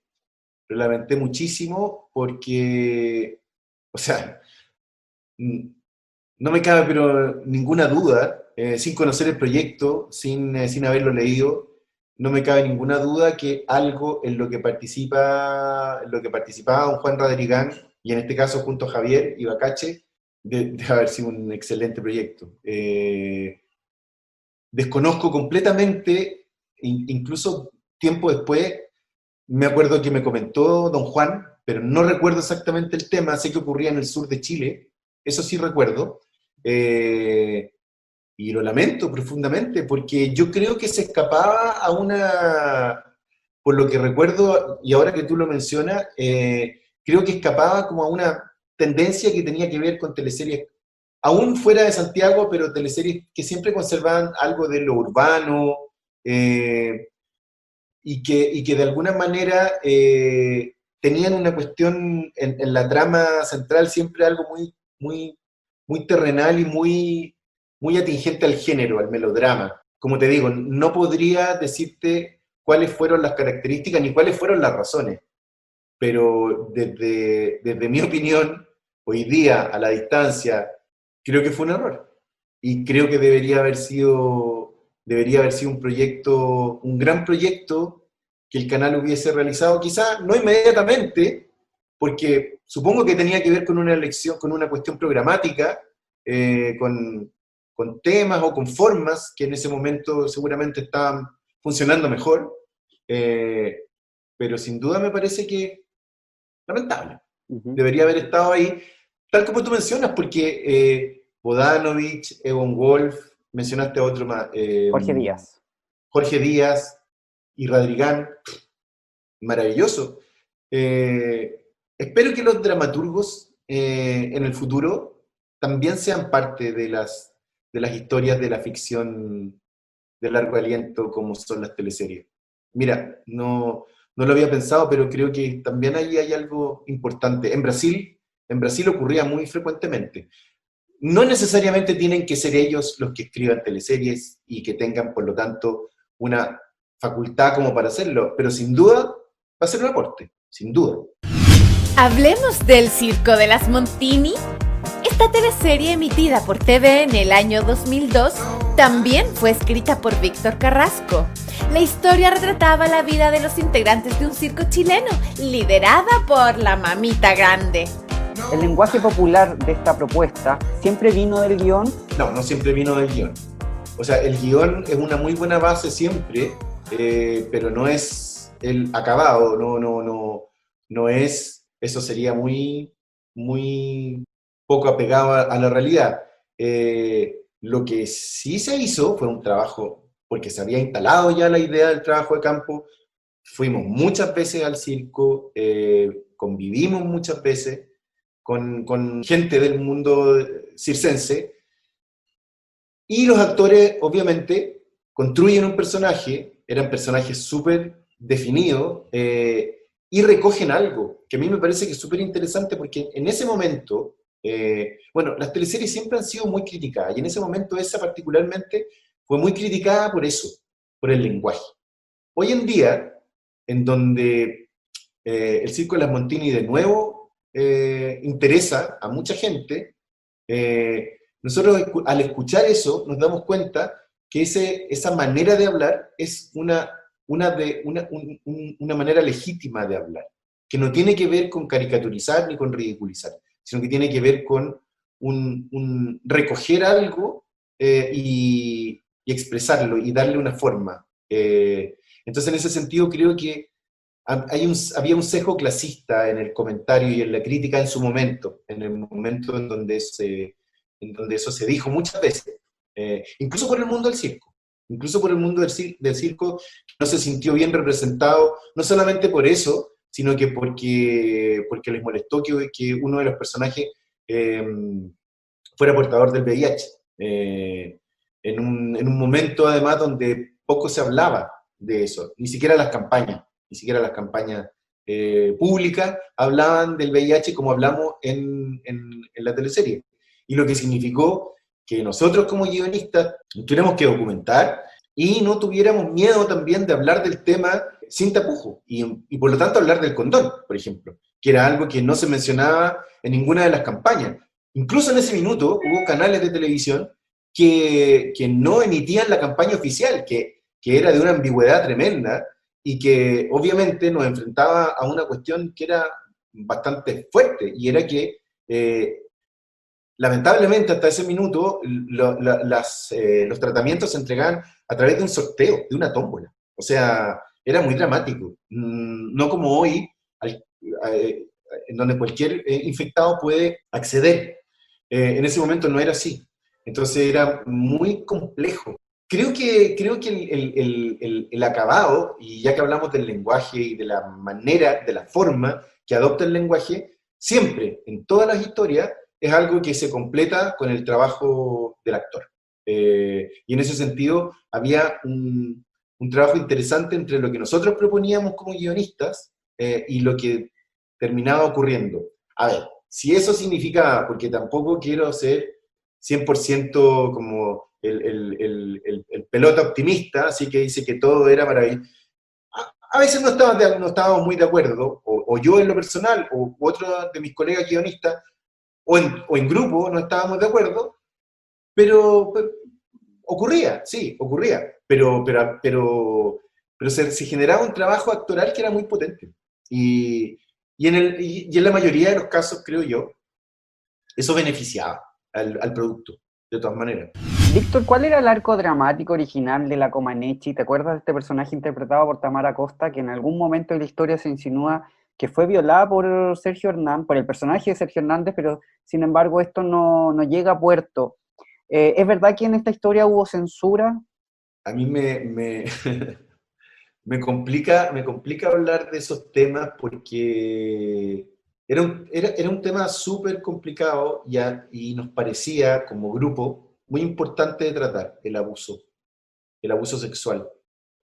Entendiendo que los abusadores sexuales siempre están muy cerca de sus víctimas y que ahí hay un mensaje muy potente que por lo tanto podía encender muchas alarmas por el tipo de comportamiento que tenía el personaje interpretado por Tamara, por la historia, por algo que parecía muy evidente y que respondía a una mujer que había sido una niña abusada. Se consideró que había que bajar el tono por el horario y recordemos que son teleseries diurnas, en donde ya a esa hora se estaban tratando temas que no se han tratado hasta incluso hoy en la noche muchas veces. Entonces había ahí cuestiones que eran súper complejas y difíciles de manejar políticamente. Entonces sí se le bajó el tono. No se terminó por anular 100%, pero se le bajó el tono. Me da pena decirlo, pero sí ocurrió. Sí ocurrió por muchas explicaciones que tenían que ver con cuestiones derivadas de horario, menor, protección al menor, incluso orientaciones programáticas que en ese momento eran tanto TVN como Canal 13, tenía un libraco, se llamaba Orientaciones Programáticas, en donde decía cómo tratar ciertos temas. Nosotros no fíjate que un poco como para poder contrarrestar esto, que sí ocurrió, nosotros no respetábamos muchas de esas orientaciones programáticas. Y yo creo que eso significaba un gran problema. O sea, no quiero victimizar a Vicente ni decir, oh, él fue un gran héroe y la quena, pero ellos tenían que enfrentar al directorio. Yo nunca fui a una reunión de directorio, ni ninguno de mis colegas guionistas con los que yo trabajaba, hablo de los grupos que desarrollábamos, nunca nos tocó ir a esas reuniones en donde tienen que haber pasado cosas bastante tensas y deben haber ocurrido, y se tienen que haber enfrentado a una disyuntiva también que hasta hoy en día debe ser compleja, que tiene que ver con algo que está teniendo un éxito de esa envergadura y que genera ciertos problemas. ¿Cómo nivelamos? ¿Cómo tratamos eso? Me imagino que tiene que haber sido muy complejo. Y te lo digo muy honestamente, yo nunca me enteré. O sea, sí, se le bajó el tono a eso, sí. Ahora, si estoy usando un eufemismo y a eso se le llama censura, a mí me pasa que estoy en un momento de mi vida en donde quiero estar lo más alejado posible como de la descalificación del trabajo de otros, y no quiero enjuiciar a ninguna de esas personas con las que trabajé. No me interesa, fíjate. Estoy como tratando como de obviar todo tipo de enfrentamiento y no quiero, por una cuestión como personal, emocional de este momento, no quiero. Entonces, eufemísticamente estoy diciendo bajarle el tono, pero si tú quieres, a eso se le tendría que llamar, no si tú quieres, o sea, se le tendría que llamar censura, sí, pero se le bajó el tono. Sin embargo, una de las historias de esta teleserie era la dueña de este circo, ¿cierto? La matriarca, interpretada por Delfina Guzmán, que tenía dos amores, que eran interpretados por Luis Alarcón y por Eduardo Barril. En ese sentido, ¿se les pidió bajar el tono a esa historia? Porque, bueno, esta historia se mantiene hasta el final. No lo recuerdo. Lo que yo vi en esa historia, cuando digo verla así como espectador, me encantaba y nos encantaba a todos, porque yo recuerdo que lo hablábamos, como la libertad que tenía esa mujer para ser como era. Y además la interpretación de la Delfina impresionante. Ella, veo de repente escenas ahora que aparecen de repente en el Twitter o en el Instagram, personas que están permanentemente publicando escenas de Olga I, y es muy interesante cómo ella, no solamente ella como mujer emprendedora, como empresaria, como matriarca, sino que también como mujer. La relación que tiene con la tuerta Rita. El otro día veía una escena cuando estaba conversando con ella, que era su archienemiga, pero cada cierto tiempo tenían unas conversaciones de mujer a mujer. Era súper importante. Yo creo que en ese momento no había como un énfasis puesto ahí, pero yo creo que también era súper importante que los equipos, particularmente en ese equipo, de alguna manera paridad. Entonces, mujeres escribían también. Y era muy importante la voz de esas mujeres. Ahí estaba Nona Fernández, perdón. Estaba la Nona Fernández, y estaba María José Galleguillos también. Entonces, creo que éramos, no recuerdo si había otra mujer. Espero no ser injusto con eso. Pero creo que eso es súper importante. Y creo que cualquier equipo hoy día tiene que tender a eso. Equipos grandes de guionistas deberían tener incorporado ese concepto de la paridad, sin duda. O sea, ni pensarlo. En el 2004, Víctor y su equipo de guionistas escribieron Los Pincheira, una teleserie que debía volver a conquistar a la audiencia luego de la derrota de Puertas Adentro por el fenómeno Machos. ¿Recuerdas que el villano Martín Ortúzar era más malo que el Natre? final de la historia se muere Matilde del Solar, interpretado por Tamara Costa. ¿Por qué decidieron matar a la protagonista específicamente en esta teleserie? ¿Y cómo se toma la decisión cuando un producto es tan exitoso como Los Pincheira, como Pampa Ilusión, en donde también moría el personaje de Francisco Melo, Manuel Clark? ¿Cómo se toma la decisión de matar a un personaje en producciones tan exitosas? Se resuelve dentro del equipo guionista y se le propone al director. Es un giro dramático propuesto por el equipo guionista. Y yo creo que esos giros dramáticos son siempre interesantes, cuando están justificados, cuando tienen... Pero es algo que se discute al interior del equipo de guionistas. No recuerdo exactamente las circunstancias, sí recuerdo, era un personaje que sufría muchísimo, era un personaje lleno de ideales, de ideas, de proyectos que no había logrado llevar a cabo por haberse casado con ese tipo de hombre. Representaba a una mujer que había sufrido y que sufría permanentemente y que además vivía el amor de manera clandestina. Es bastante cercano y lo estoy como tratando de reconstruir en mi cabeza a medida que te lo estoy diciendo. Creo que para nosotros era muy cercano como a una heroína romántica, en el sentido de la literatura romántica, en donde el sufrimiento se ve coronado con la muerte, pero la muerte considerada como un gran momento de libertad. Entonces, en ese sentido, la muerte tiene otro significado. Y yo creo, espero no equivocarme, creo que lo pensamos así. Creo que la muerte para ella era una salida de heroína romántica. Y el momento en donde se iba a poder liberar y se iba a poder, por fin, enfrentar en otra dimensión a una plenitud, visto desde un ideario romántico. Víctor, Los Pincheira es la última teleserie dirigida íntegramente por Vicente Sabatini. En Los Capos él se ausenta por un viaje a España y desde Cómplice en adelante él asume como director de programación. Hablemos un poco de Vicente. ¿Qué opinión tienes del trabajo de él y si volverías a trabajar con él? Sí, claro que sí. Bueno, Vicente creo que es un creador muy potente. Para mí fue muy importante desde que empecé a trabajar ya con él, luego de la primera oportunidad que me dio Jorge Marchán, empezar a trabajar con Vicente, construyó mi carrera como guionista y la de muchos otros guionistas que hemos trabajado con él también.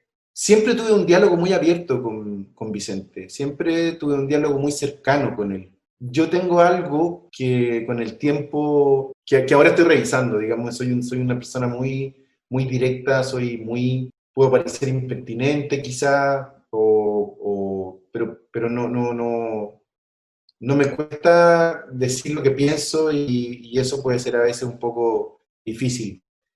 Pero Vicente siempre toleró esa característica mía que además yo fui desarrollando con el tiempo a través de procesos personales, psicoanálisis. Vicente siempre toleró mi franqueza, siempre toleró siempre me toleró a mí, Víctor Carrasco, como persona.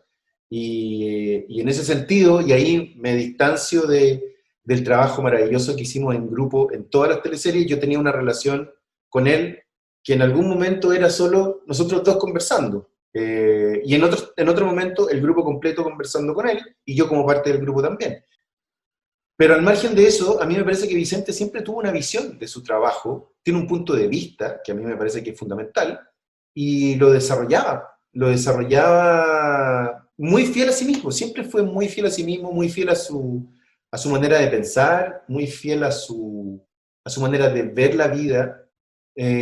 Obviamente no siempre estábamos de acuerdo, siempre hubo espacio para discutir, siempre hubo espacio para intercambiar, él siempre me recibió y siempre, quiero decir, recibir parece que sonara como que me dio audiencia, pero no, siempre hablamos, siempre conversamos, siempre discutimos, en muy buena lid y era una agradable manera de trabajar.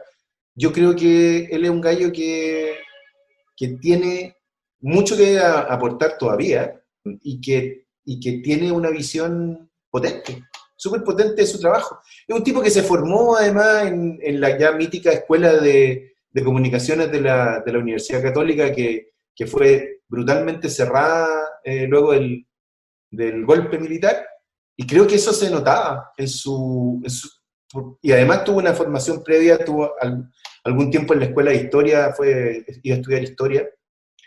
Entonces era interesante porque él era muy receptivo con respecto a muchos de los temas y los que no conocía, los conocía a través justamente de lo que nosotros le proponíamos. Entonces creo que destaco no solamente su capacidad creativa, sino que también su nivel de tolerancia, que fue en aumento. Así como íbamos creciendo socialmente, como sociedad, quiero decir, creo que también él fue aceptando muchos temas que fueron propuestos, que formaban parte quizá a lo mejor de sus conversaciones más íntimas o de su núcleo, pero que eran difíciles llevarlos a la pantalla, y sin embargo empezó a llevar temas que eran más complicados a la pantalla. Como por ejemplo la pareja homosexual, interpretada por Luis Alarcón y José Sosa en Puertas Adentro, una pareja que vivía en una toma. Mira, yo creo que esa es una de las parejas más lindas que yo creo que hemos escrito como equipo de guionistas.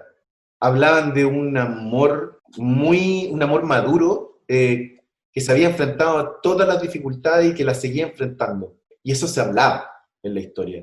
Además, interpretado por ellos dos, que son dos grandes actores que uno podría pensar que dos actores como ellos podrían haberse negado en ese momento, porque como tú bien dices, hoy es un tema que incluso se destaca también en los resúmenes que se ven de la historia, pero en ese momento no era un tema muy bien visto. O sea, algún actor podría decir, no es el caso ni de Luis Alarcón ni de Pepe Sosa, pero quizá otros actores podrían haber dicho, esto me puede perjudicar mi carrera, puede no sé, sembrar dudas con respecto a mí. Ellos hacían esas escenas magistralmente. Entonces yo la recuerdo como hay unas escenas de amor, sobre todo cuando ellos deciden separarse, creo que el personaje de José lo propone, por las dificultades que están enfrentando, una de las escenas más lindas de amor que he visto en las teleseries en las que yo participé. Víctor, en el año 2005 tú escribes Los Capos, esta teleserie que tuvo baja audiencia. ¿Qué aprendiste de este fracaso, Víctor? ¿Fue difícil enfrentar esa teleserie? Los fracasos son siempre súper difíciles, porque el equipo tiene que seguir trabajando, y la presión sigue, y se le adiciona otro elemento, que es el rating. Y nadie te lo dice directamente, pero se te culpa de alguna forma. Y en ese sentido también hay responsabilidades que son compartidas, pero también son responsabilidades individuales. Los fracasos no necesariamente pasan por una responsabilidad colectiva. Hay que pensar que trabajar sosteniendo y llevando adelante esa historia desde el punto de vista del equipo fue súper complicado. Fue difícil. Es ingrato, le pone el triple de energía para tratar de levantar, porque existen estrategias o los canales tienen estrategias, o en ese momento se implementaban estrategias, cambios, se empiezan a buscar razones, cosas que funcionan, cosas que no funcionan, darle más a lo que funciona, menos a lo que no. Y ahí empieza una forma de trabajo que no es particularmente muy agradable, la verdad. Y hay que hacerse cargo. Lo recuerdo como un momento difícil, pero también había un equipo súper bien cohesionado. Nos apoyábamos harto y apretábamos la guata nomás, porque había que seguir hasta el final. No es una teleserie que se acortó, como ocurre con otros fracasos. Pero había mucha confianza en un comienzo, había una historia que quizá, mira, y no es porque quitarle responsabilidad a la historia, que obviamente tiene un grado de responsabilidad. Creo que con mayor presupuesto y con una producción más grande, que no era la posibilidad en ese momento, creo que la historia habría funcionado mejor. Hay un ejemplo brasileño, Terra Nostra, que hablaba de inmigrantes, una mega producción. Quizá podría haber funcionado mejor si hubiese tenido esa cantidad de millones de dólares que puede haber tenido Terra Nostra u otras históricas de O Globo, que han sido épicas y que han mostrado el tema de la inmigración desde una perspectiva quizás más espectacular, por decirlo de alguna manera. Esta era más modesta, pero tenía otras dificultades también, que yo creo que le jugaron muy en contra. Hablemos, Víctor, de Cómplices. Se decide finalmente alargar. ¿Cómo te tomaste el alargue? ¿Cómo se trabaja un alargue en teleserie? ¿Lo pasaste bien haciendo este alargue de Cómplices? No, lo pasamos mal, porque el equipo, un super equipo de guionistas, se cansa, obviamente que se cansa, es difícil. Yo veo ahora lo que está haciendo el equipo de Verdad Oculta y digo, son superhéroes nomás, simplemente, o sea, son Marvel directamente. Es muy agotador y aunque se hace en muchas partes del mundo, en ese momento para nosotros no era muy frecuente que eso ocurriera. Fue difícil, pero hubo un súper buen espíritu, entraron personajes nuevos. No sé si benefició la historia, que para mi gusto era súper interesante. La historia, y podría funcionar hoy día incluso. Creo que esa historia también podría funcionar hoy. Pero el alargue significó, de alguna manera, exigirle demasiado a la historia y creo que estábamos todos cansados. No fue... Particularmente yo no recuerdo lo que opinaban mis colegas, pero particularmente yo estaba cansado y yo sentíamos el cansancio, yo recuerdo.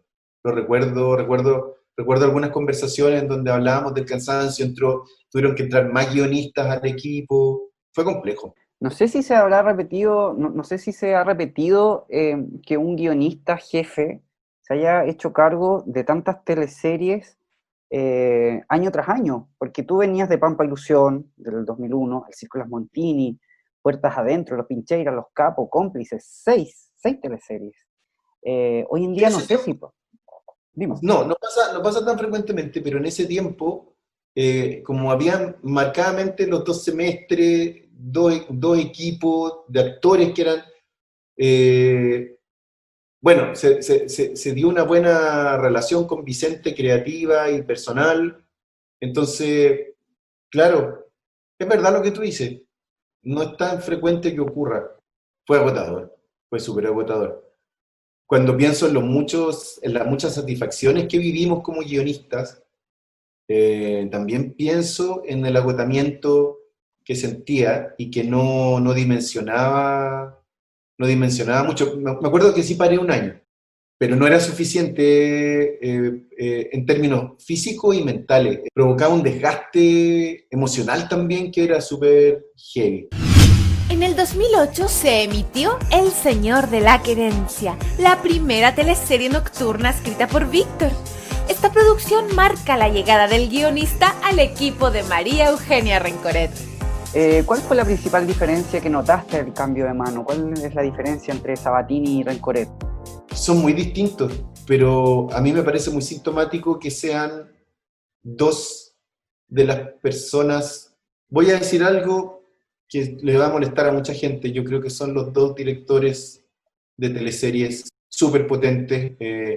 Sé que hay, no los conozco, no he trabajado con ellos porque ya estoy distanciado hace rato, pero me parece que tanto Vicente como la Kena tienen un sello personal tan fuerte, una impronta tan fuerte, son personas tan fuertes, tan definidas, que por algo aportaron lo que aportaron, dieron lo que dieron, mostraron esa mirada que es muy distinta y que a mí me pareció súper refrescante conocer a la Kena como directora. Me gustaba el ímpetu, me gustaba nuevamente en un mundo súper machista, estaba esta mujer jefa con una voz muy fuerte, en el buen sentido, que tenía que lidiar con mucho prejuicio, que tenía que lidiar con mucha discriminación, pero que se imponía porque, así como Vicente tiene un temple porte como, no sé, de la Catedral de Gaudí, ella también. Son muy distintos, les interesan quizá a lo mejor, no temas distintos, porque yo creo que se juntan en muchos temas, pero sí la forma, la mirada. Vicente y la que hombre-mujer, o sea, ya de partida desde ahí hay miradas que son obvias, digamos, que suena un poco como majadero decirlo, pero para mí fue conocer a una directora completamente distinta a Vicente, pero que como además ellos habían trabajado juntos en algún momento de su vida, había cosas que yo no lograba reconocer. Y fue una muy buena experiencia. Víctor, ¿esta teleserie la pudiste escribir en su totalidad antes que saliera al aire? ¿Se te pidió en algún momento alargar a El Señor de la Querencia a propósito de su éxito? ¿Sabes que fue súper raro para nosotros, como equipo de guionistas, escribir sin ver? La teleserie se grabó y se guardó, y tuvo 70 capítulos. Yo creo que ahí recuerdo también que empecé a tener como los primeros problemas serios yo mismo con el tema de la planificación, los tiempos, la escritura, el tiempo que me tomaba, el tiempo que nos tomaba, cómo podíamos optimizar esos tiempos, cómo podíamos no optimizar el tiempo, sino también cómo podíamos optimizar los libretos, cómo podíamos escribir mejor el libreto, cómo se podía reescribir si es que había algo que necesitaba reescritura, algo que tenía que ver con modalidades de trabajo que para mí tenían que necesariamente revisarse, porque siempre el tema del tiempo, o inevitablemente el tema del tiempo juega en contra. O sea, yo creo que eso es indudable. Se pidió algo que no prosperó y que recuerdo que para nosotros fue como sorprendente, y es que estando en el aire de la teleserie, se pensó en hacerle como agregarle una parte grabada al centro que conservara el mismo final, y que se pensó en eso, en un momento, y eso no prosperó. Y la teleserie se dio tal cual como se escribió y tal cual como se grabó. Pero claro, en un momento... ¿Hubiese sido un dolor de cabeza para ti si esta idea hubiese llegado a puerto? Para todos. Habría sido terrible, yo creo.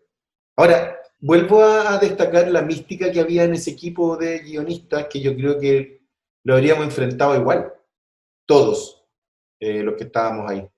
Pero habría sido muy complejo, y afortunadamente la idea no prosperó, y la teleserie tuvo la duración que tuvo.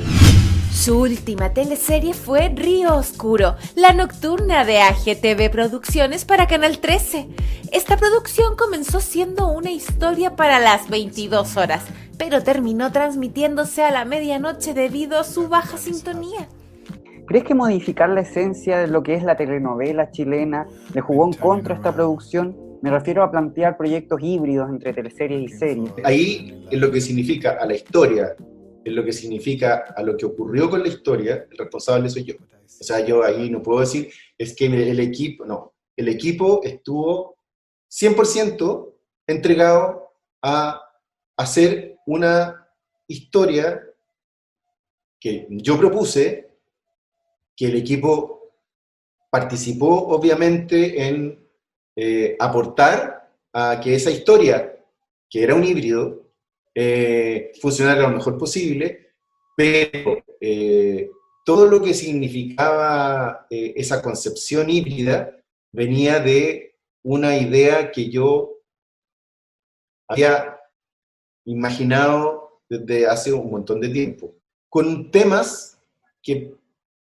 complicados que no necesariamente pueden funcionar bien. Tú estás siendo muy amable porque obviaste un fracaso anterior, que fue su nombre Joaquín. Gracias, te lo agradezco. Pero creo que aprendí poco de ese fracaso. A pesar de que un amigo argentino, guionista argentino, me dice, cuando yo le hablaba de lo mal que me sentía durante las emisiones de Río Oscuro, me decía, te falta fracasar más. Decía, te falta fracasar más. O sea, ¿cómo es posible que esté así, en este estado, por este fracaso? Te puedo hablar de todos mis fracasos, que han sido muchos más que los tuyos, entonces te te falta fracasar más para entender que los fracasos son posibles. Ahora, dicho eso, que puede tener mucha razón, en ese momento una cierta arrogancia, quizá, con respecto a yo voy a hacer la teleserie que va a dar el golpe a la cátedra, yo la voy a proponer, yo voy a demostrar que estos temas pueden tratarse de esta manera, no resultó. Y de eso soy responsable yo.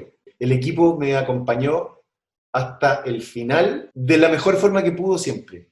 Pero el responsable de eso soy yo. Lo he pensado mucho porque desde que terminó Río Oscuro estoy completamente alejado de cualquier idea televisiva, quiero decir. A pesar de que estoy de nuevo intentando algo, a propósito de una amable invitación, pero si yo retrocediera en el tiempo, que es algo un poco ridículo, digamos, pero sí, la pregunta mala que me hago yo, que tú no me la estás haciendo como periodista, pero que me la hago yo, es como, si retrocedieras en el tiempo, ¿volvería? No presentaría Río Oscuro. No solamente porque me parece que un híbrido puede funcionar mal, sino que me parece que un híbrido tendría que haber tenido un trabajo de elaboración gigantesco que no tuvo. Entonces, en todo sentido, la historia propiamente tal, que a mí me sigue pareciendo una buena historia, me sigue pareciendo una súper historia, no tendría que haber tenido el desarrollo ni la forma que tuvo. Me parece que eso es un precio súper alto, y me costó mucho, me cuesta hasta el día de hoy hablar de eso. Es muy duro, muy difícil. Significó muchas cosas desagradables para mí que quisiera no haber vivido, pero tengo que asumirlas y hacerme responsable. ¿Se puede hablar un poco de esta invitación que me estabas contando? Es tan ridículo eso de que uno no puede hablar, pero no se puede hablar todavía porque es un proyecto que depende de muchas aprobaciones, pero me pasa algo a mí en general con eso, es que yo me siento un poco lejos de la televisión hoy, y por una cuestión bien concreta. Me ha costado proponer algo porque no sé muy bien qué proponer hoy día. O sea, en algún momento, y tiene mucho que ver también con la gente con la que trabajaba en ese momento, yo sentía que nuestra propuesta era una propuesta que naturalmente funcionaba muy bien. Hoy día no me siento muy conectado con... Claro, uno dice, están pasando cosas muy potentes en Chile, en el mundo, pero en Chile particularmente, miremos Chile. Pero no tengo muy claro cuál sería mi propuesta hoy. Creo que en ese sentido me perdí un poco. Y necesito reencontrarme y eso va a tomar un tiempo. Entonces, no sé si voy a poder tomar esa oportunidad. Incluso en este minuto no sé si voy a volver a escribir una teleserie, porque además las circunstancias me han llevado más al teatro que a la televisión, cosa que nunca pensé que iba a ocurrir. O sea, estoy mucho más vinculado al teatro en este minuto y con muchos proyectos para adelante teatrales que sí me hacen encontrarle como un sentido, pero me ha costado y creo que tiene mucho que ver con algo, con la forma de trabajo. O sea, quiero decir, creo que en los equipos con los que trabajé, de los equipos que formé parte, había una coherencia como equipo. O sea, yo solo no me siento como el dueño de la verdad para proponer algo solo. O sea, creo que para mí, en mi desarrollo y para mi trabajo, es muy importante formar parte de un equipo cohesionado, potente. Si alguna vez llega a ocurrir algo así, creo que me sumaría. Pero así como creer que yo podría eventualmente como trabajar casi solo y proponer algo, en este minuto no lo siento, no lo siento posible. Estoy en eso. Que es un proceso bien difícil para mí, porque tengo como un impulso realizador que en este momento tiene más cabida en el teatro que en la televisión, por ahora. No sé qué va a pasar más adelante. Acomódate, porque comienza tu mejor compañía. Impacto en el Rostro Podcast. es una invitación para conversar con nuestros artistas, analizar la actualidad, hablar sobre el teatro y recordar las teleseries, esas que aún están en tu corazón. ¿Disfrutaste con los paisajes de Rapa Nui o aprendiste el romané? ¿Te reíste con la martuca o lloraste con la muerte del peyuco? Si es así, entonces estás en el lugar indicado. Te invitamos a acompañar a Jorge Peña y sus invitados en Impacto en el Rostro, tu mejor compañía.